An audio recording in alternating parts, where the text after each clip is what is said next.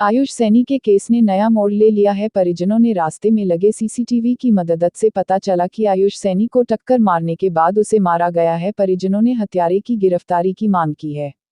उल्लेखनीय है कि मृतक आयुष सैनी के भाई अमन सैनी ने बताया कि मेरा भाई एक पेट्रोल पंप पर नौकरी करता था, वह नौकरी से घर वापसी लौट रहा था। यह घटना 15 जून की बताई जा रही है, जिसमें आयुष सैनी की अवैध खनन से भरी ट्रैक्टर ट्रॉली से टक्कर मारकर उसके शव को उठाकर गन्ने के खेत में डाल दिया था।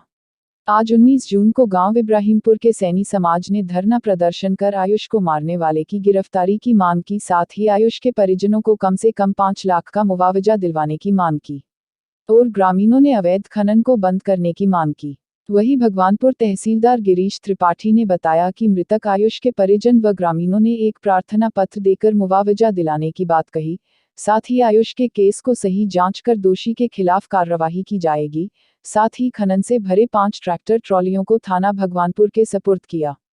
के विषय में इनके द्वारा मुआवजे की मांग करी जा रही है, जिसके संबंध में उप जिलाधिकारी महोदय के निर्देशन में और जिलाधिकारी महोदय के दिशा निर्देशों में इनसे एक हमने प्रार्थना पत्र ले लिया है मुआवजे के लिए, जिसको आगे उच्च अधिकारियों को उचित कार्रवाई हेतु प्रेषित कर दिया जाएगा। नहीं देखिए, थानाध्यक्ष से क्लियर उनसे मेरी अभी वार्ता हुई है, उन्होंने ट्रैक्टर और मुलजिम दोनों को पकड़ा है और ये चूंकि अभी इस पर कोई भी टिप्पणी करा जाना जल्दबाजी होगी। ये एक पुलिस प्रक्रिया का पार्ट है और अभी पोस्टमार्टम रिपोर्ट भी नहीं आई है। तो जैसे जैसे प्रक्रिया आगे आएगी और स्थिति स्पष्ट हो जाएगी कि घटना वास्तव में कैसे हुई है। तो ये जो यहाँ पे ग्रामीण जो हम लोगों ने इनको बता दिया है, देखिए पुलिस अपना काम अच्छे से कर रही है, इन्वेस्टिगेशन ऑफिसर अपना काम कर रहे हैं और साथ में जो मुआवजा संबंधी प्रार्थना पत्र इनके द्वारा हमें दिया गया उनको हमने कह दिया है कि कल ही हम उच्च अधिकारियों को प्रेषित कर देंगे। एक जांच मतलब विवेश जी वो मेरे संज्ञान में नहीं है, लेकिन ये बात मुझे भी किसी के थ्रू पता लगी है।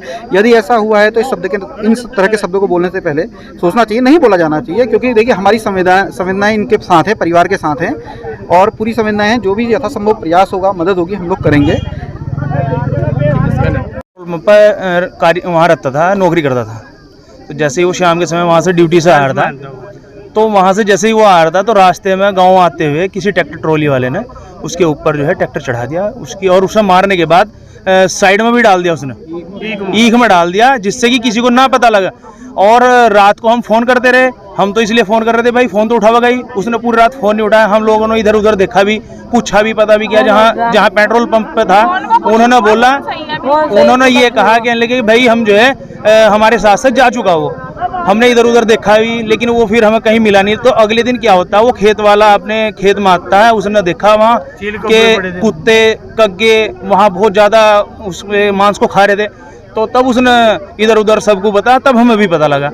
हमने वहाँ जाकर देखा तो उसके मुंह का जो मतलब ज़्यादा टूट फूट हो रखी थी, तो समझ में नहीं आया। उसकी कपड़ों से और उसकी गाड़ी से हमने पहचान की, तब हमें पता लगा कि ये बच्चा हमारा है। देखो हमारा बच्चा गया है, हम तो ये कार्रवाई चाहते हैं कि उसे जो है जेल हो, और हमारे बच्चे की जो हत्या की है उसका, हमारे जो भाई हैं बड़े बहुत ही गरीब हैं और इन्हें कुछ सरकार की तरफ से जो है इन्हें कुछ सहयोग मिलना चाहिए। और खनन जो है बंद होना चाहिए। जो खनन हो रहा है ये अवैध हो रहा है, जो कि मिली भगत है, ये जो कि खनन नहीं होना चाहिए। उन्होंने कहा कि हम कार्रवाई करेंगे इस पे और कार्रवाई पूरी की जाएगी, आपकी मदद की जाएगी, हर प्रकार से आपकी मदद की जाएगी, ये कहा है।